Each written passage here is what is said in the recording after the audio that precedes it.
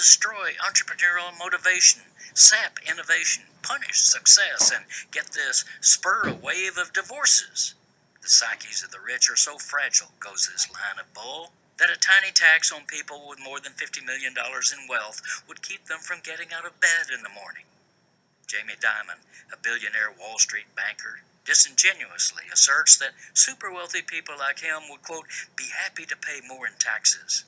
But he fears the government would just squander it on giveaways, quote, to interest groups and stuff like that.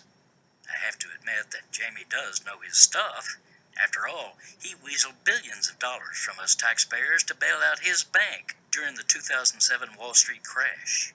Far from squandering revenues on such welfare cases as Dimon, those supporting the wealth tax specifically call for the money to fund universal access to higher education, free health care for all, restoration and expansion of our national infrastructure, and other direct efforts to restore the common good.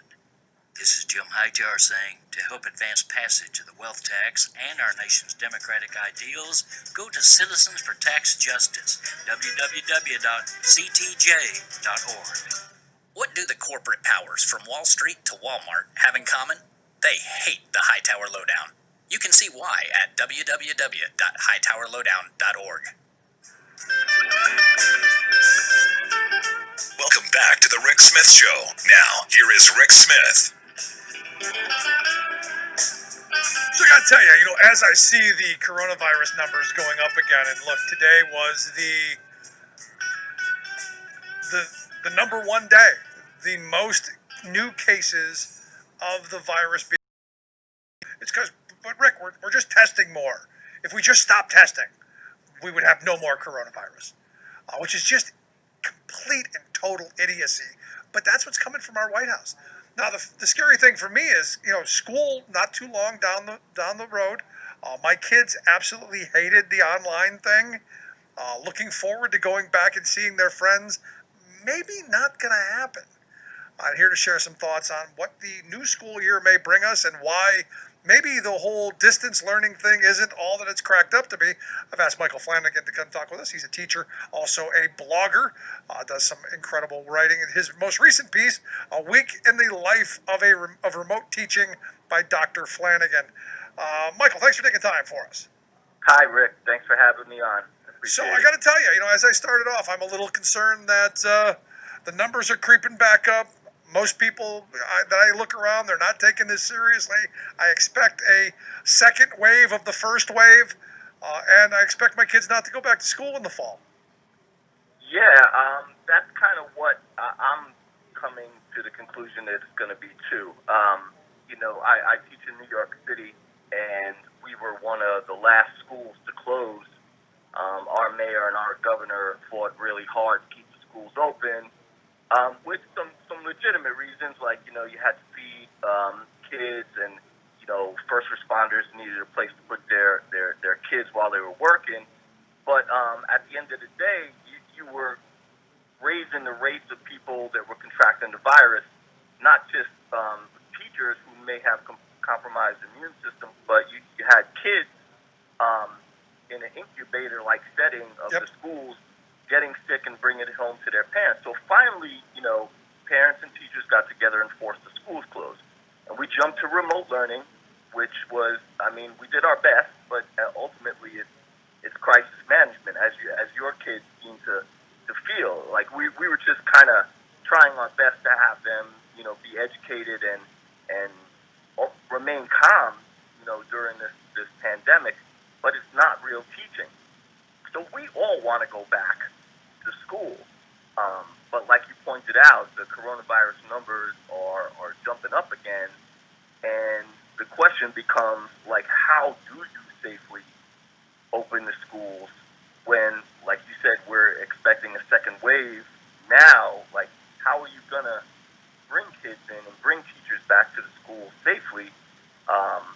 That's the question. That's what we're struggling with right now. Yeah, but I I know Education Incorporated, the people who have been pushing cyber charter down our throats for the last number of years. They're just chomping at the bit at the opportunity of moving all of education to these online platforms. And look, I'm sure there are a number of school boards who would just love to get rid of all the buildings and all the teachers and go that route. But it's let me just state this from the beginning. It's a bad system, and sprucing it up ain't going to make it any better. The cyber charter system? Yep, the cyber charters are just a horrible system. I don't care what anybody says. Right, and the thing that clearly came to light during this pandemic, when all parents had to see their kids switch to remote learning, is that the cyber charters are not going to work. Parents don't want their kids sitting in front of a computer screen, isolated by themselves, trying to figure out basically how to educate themselves with, no matter how good the teacher is, no matter how good the curriculum is, and the technology, ultimately it's a kid by themselves in front of a screen. Yep. And if the parents do not want that, and it just goes to show that, like, even though, like, the Bill Gateses of the world and the cyber charter industries, they want to switch to complete remote learning, the parents are not going to go for it now. It used to be just the teachers kind of fighting to preserve public schools, but now you have the parents saying, I want my kid back to school. The other side of the coin, though, is, do you want your kids rushed in to the opening of schools when it is not going to be safe? Are we opening the schools for the betterment of the children, or are we opening the schools for the betterment of the economy and the politicians who are pushing it? It's an excellent question, but can't we figure out a way to do this in a way that I think we're a smart society, at least I used to think we are, where we could somehow figure this out with social distancing and all of this to where it wouldn't be as big of a risk. I mean, couldn't we have much smaller class sizes? Couldn't we have staggered start times? Couldn't we do some things logistically in a better way to mitigate some of the risks? That is what the Department of Education across the country are trying to advocate for. But there's a few problems there. One is they don't really have a clear set policy that they can enact. Like tomorrow, I'm going on a walkthrough with my principal and a custodian and members of the Department of Education to assess spacing in my school building. My school that I teach in has about 1,600 kids. The Department of Education for the city of New York is saying that based on the spacing of my school, you could have classrooms with 9 children and 1 teacher. That would be what they're considering safe social distancing. No cafeterias, no gyms, gym classes, and that, walking in the hall. So what that would amount to is we would need a split schedule of 1 to 2 shifts of children.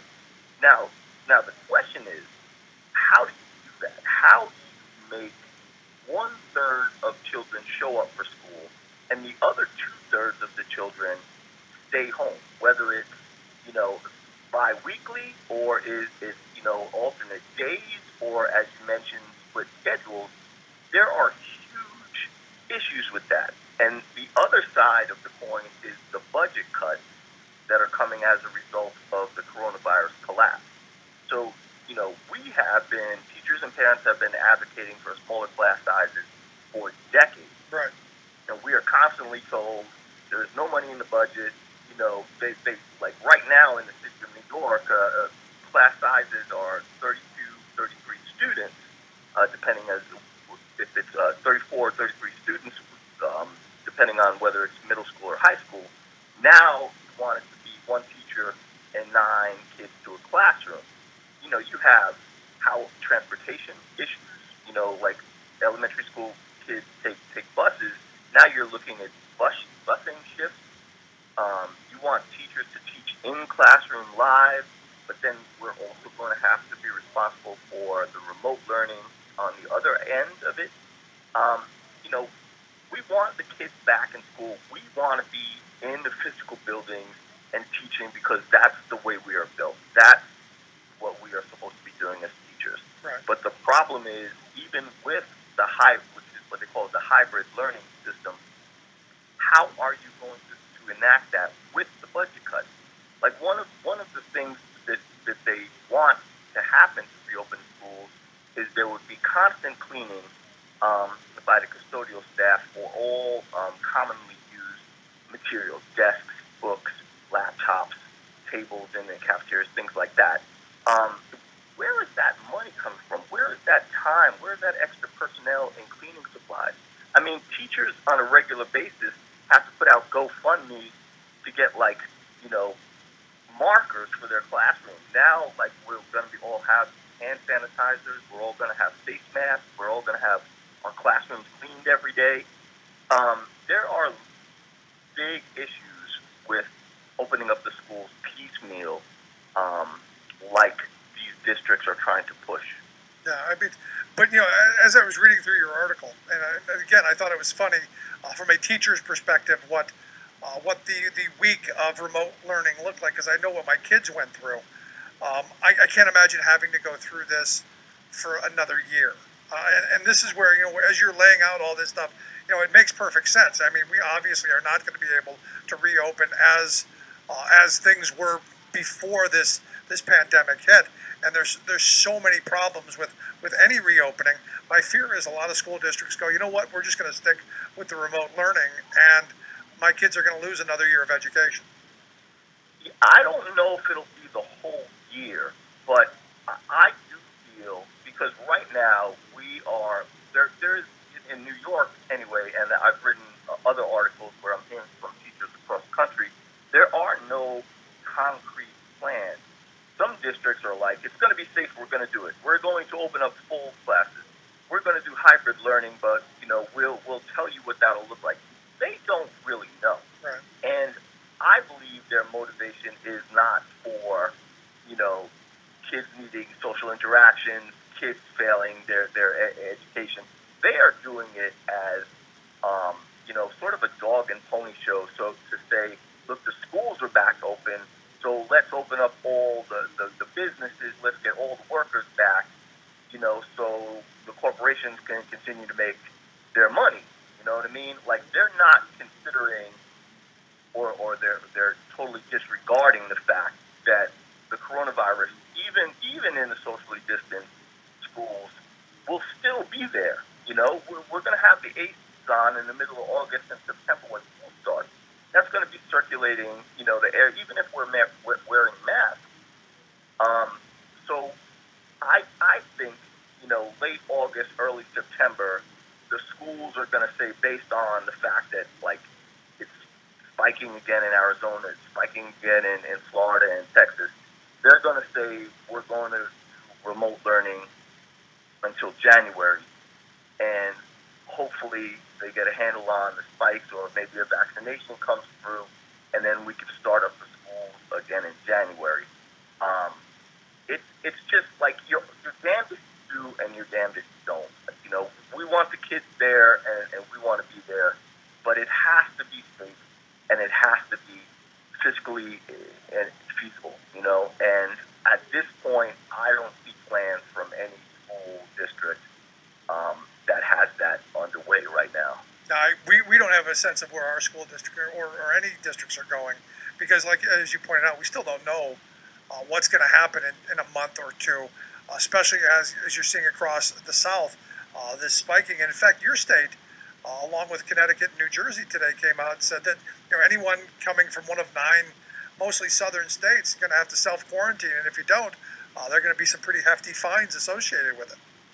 Yeah, I mean that's good sort of like propaganda, and I do believe that's a dig on the Trump administration and DeSantis in Florida or whatever.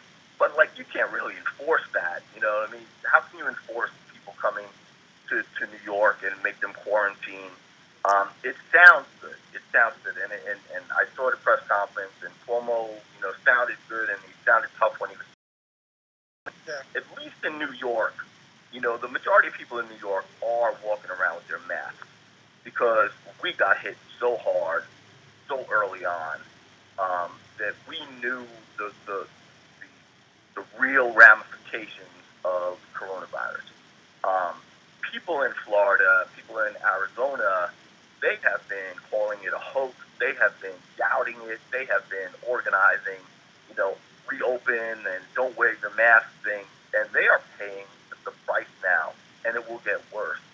Um, I can't see even in you know the biggest Trump supporting sort of sections of this country, people risking their children to force them back into schools.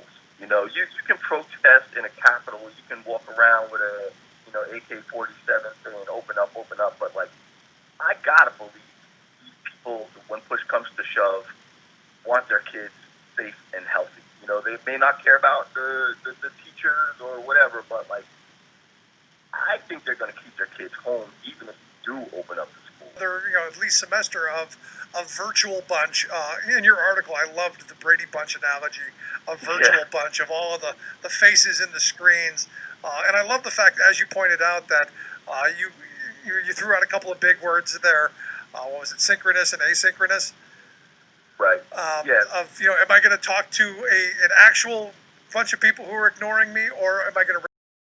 Beginning, like the first week when we were doing remote learning, there was a lot of kids who were showing up on. We were using the Zoom platform in the beginning, and I was doing daily, classes, where we would just sort of even talk about current events. I teach seniors, so I could talk more real issues going on. I teach economics and government, so like I could actually discuss the economic collapse, the coronavirus thing. And it was good. We had a regular thing. I was seeing a lot of their faces. But and you call that, synchronous learning because you're teaching live. As that started to go on, I was getting more and more of the screens turning just a name. So you didn't see their face, and they were muted because you can't really talk with, 20, 30 kids or everybody on. So all I was seeing was a name in those little Brady Bunch type of screens. And what I started to do more of was the actual lessons, the content that I had to teach. I would screenshot and video myself using PowerPoint, using websites, and then I would post the material that they for assessment in our classroom, both classroom. So I was using both forms, the asynchronous and synchronous learning, which seemed to work really well with the kids, so they could have live interaction, even though they were shutting down their screens ultimately. But like you would spot check, like you would call a kid's name to see if they were still there, things like that. But for the actual content of the learning, they could see the video, they could replay it, they could play it when they were ready, and then hand in the work in I would give a couple of days. So it got workable. It is no substitute for being in class, but it got workable. And I think a lot of teachers became very proficient in the technology and the remote learning in a quick amount of time. So if we are forced, which we may well be, to stick with remote learning for the fall semester, I think we've all learned a lot that maybe it just wouldn't be so bad until we could actually get back into the building. Yeah. Well, we will see, because I truly believe it's going to be that way for at least the fall semester anyway. And if you want to find out what it's like in the week of a remote learning teacher, check out Dr. Michael Flanagan's piece, "A Week in the Life of Remote Teaching." We'll get links out on social media as well. But Mike, I appreciate the time, the thoughts. Keep up the good work, and stay safe. Yes, you too, Rick. Thank you very much for supporting that, and have a good day. You as well. As always, good stuff. I'd love to hear your thoughts. Are you looking forward to the fall? Would you send your kids back if they opened up? I'm curious to hear your thoughts. You can email me, rick@thericksmithshow.com. Quick break. Right back. Stick around.